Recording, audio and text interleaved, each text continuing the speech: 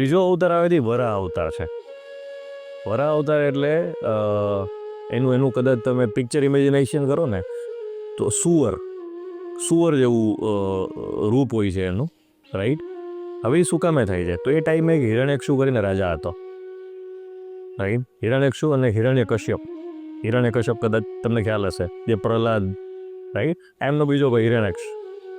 તો એ ટાઈમે સ્ટોરી એવી છે કે હિરણ્યક્ષ છે ને એટલો તાકાતવર હતો, એટલો બળવાન હતો કે એની શક્તિથી જે પૃથ્વી છે ને એ સમુદ્રમાં છુપાવી દીધી હતી. આખી પૃથ્વી સમુદ્રમાં છુપાવી દે છે અને ત્યાંના આજુબાજુના જેટલા બી લોકો છે ને એ વિષ્ણુ ભગવાનને પ્રાર્થના કરે છે કે પ્રભુ તમે આવો ને બચાવો, રાઈટ. એ ટાઈમે વરાહ અવતારનો જન્મ થાય છે.